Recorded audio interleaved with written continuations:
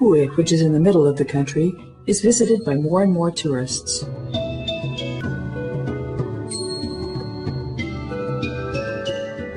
On the riverbank, outside the walls of the Emperor's city, a pleasant park can be found, flanked by hotels and restaurants. The old city is called Citadel, although it was never a citadel, and hardly anything of it can be seen. But on its flag tower, the red flag with yellow stars flies proudly, and its friendly streets invite us for a walk.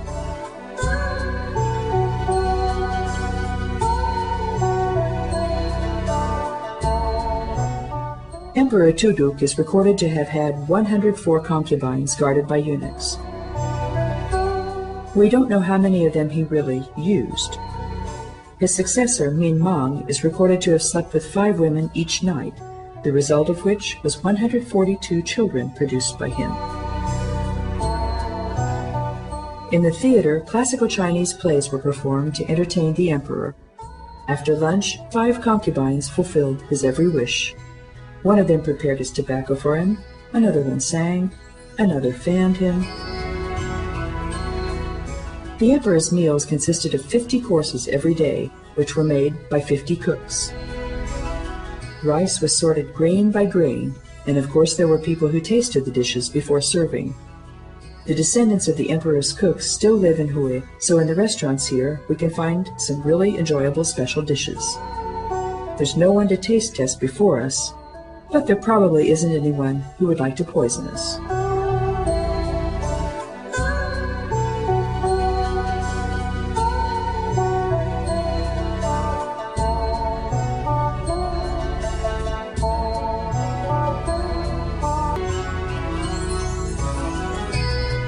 The monarchs of the Nguyen dynasty are buried in the cemetery known as the Emperor Tombs of Hue, south of the city. The ruinous cemetery is part of the World Heritage and is being renovated. The 4th emperor of the dynasty, Tuduk, was a philosopher, historian, and poet who wrote 4,000 poems. He planned his own tomb complex on a small island of a pond. The curiosity of the lavish tomb is that the emperor's carved sarcophagus is empty. It isn't known where the emperor really rests because the 100 servants taking part in his funeral were executed. The market in Hue meets the everyday needs of the people living here, and it isn't a place made for tourists. Maybe that's why it's interesting. Coconuts, mangoes, bananas, and pineapples are sold by their growers, but there are also pots and pans, household commodities, and flowers.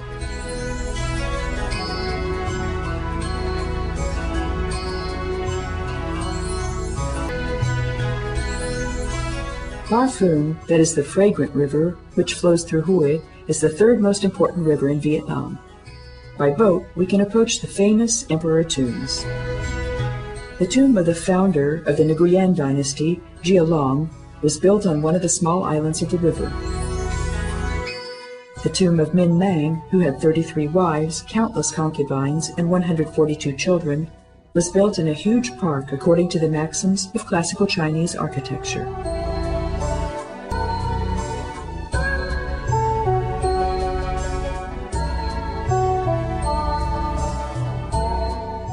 We pass ships decorated with colorful dragon heads and depicting sea snakes and other monsters, and we go on coasting towards the southeast, towards Hoi An.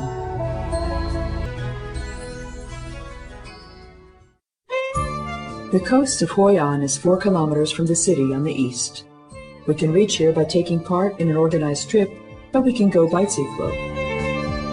In the waters on the coasts, fishermen can expect an abundant catch. In the sea, they can catch herring and mackerel and sawfish, but the fresh water is also full of fish. There are a lot of kinds of crabs and turtles, which are often seen in the kitchens. On the coast, we can often encounter otters, which are water mammals with shiny fur. Among reptiles, geckos and lizards are worth mentioning. Both are very useful as they eat mosquitoes and flies, so they protect us from many inconveniences.